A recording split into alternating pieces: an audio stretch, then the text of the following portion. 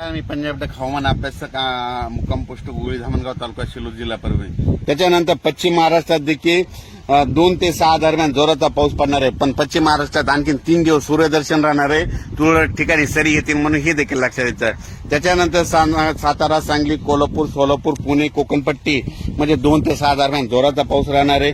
म्हणजे हे पूर परिस्थितीचा पाऊस एवढा नाही राहणार म्हणून त्या शेतकऱ्यांनी हे देखील लक्षात घ्यायचं। पण राज्यात सांगायचं झालं तर आता म्हणजे राज्यात आता 2 ते 6 म्हणजे रविवारपासून मुसळधार पाऊस कोणत्या जिल्ह्यात पडणार आहे म्हणून हे सगळ्यांनी लक्षात घ्यावं आणि आपण आपली काळजी घ्यावी। पुलाच्या फरशीवर पाणी आल्यास पुढे जाऊ नका, आबोरी इजा करू नका आणि हे देखील सांगतो।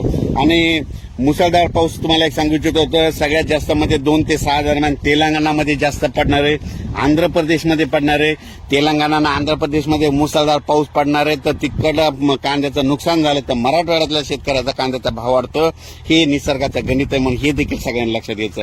त्याच्यानंतर नांदेड, यवतमाळ, हिंगोली, वाशिम, परभणी, जालना, लातूर, बीड, धाराशिव, नगर, संभाजीनगर, जळगाव, धुळे, नंदुरबार, नाशिक, बुलढाणा, अकोला, अमरावती, नागपूर, वर्धा, भंडारा, गोंदिया म्हणजे ह्या सगळ्या हे जितके नाव सांगेल त्या जिल्ह्यात मात्र 2 ते 6 दरम्यान मुसळधार पाऊस पडणार आहे, ओढे नाले वाहणारा पाऊस पडणार आहे। स्वतःची काळजी घ्यावी, विजा चमकत असताना झाडाखाली थांबू नये म्हणून हे देखील सांगतो। आणि कोणाची समजा स्प्रिंकलर वगैरे शेताच्या बाजूला ठेवलेला असेल नदी काठाला तर ते व्यवस्थित तुम्ही तुमच्या बाजूला आणून ठेवावे, कारण की 2 ते 6च्या दरम्यान जरा जोराचा पाऊस पडणार आहे म्हणून हा अंदाज लक्षात घ्यायचा। आणि राज्यात मी मागच्या वेळेस सांगितलं होतं राज्यामध्ये सप्टेंबरमध्ये जास्त पाऊस पडणार आहे, ऑक्टोबरमध्ये त्याच्यापेक्षा जास्त पडणार आहे आणि 5 नोव्हेंबरला थंडी येणार आहे म्हणून ही आत्ताच सगळ्या शेतकऱ्यांनी अंदाज लक्षात घ्यायचा।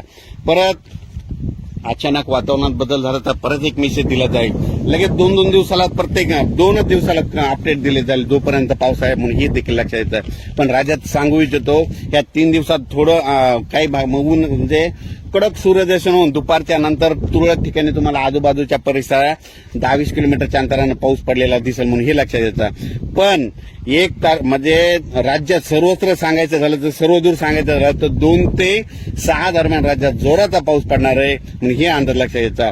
गुजरातचं जर कोणी नातेवाईक असेल तर त्यांना देखील सांगा की तुमच्या गुजरातमध्ये देखील 2 ते 6 दरम्यान तुमच्याकडे जोरात पाऊस पडणार आहे। मध्य प्रदेशला कोणी तुमचे नातेवाईक असेल तर मध्य प्रदेशमध्ये तर खूपच मुसळधार पाऊस पडणार, अतिवृष्टी होणार आहे म्हणून हे अंदाज लक्षात यायचा। राजस्थानला देखील खूप पाऊस पडणार आहे म्हणून हे देखील लक्षात घ्यायचं। त्याच्यानंतर उत्तर प्रदेशमध्ये देखील खूप पाऊस पडणार आहे म्हणून हे देखील लक्षात घ्यायचं।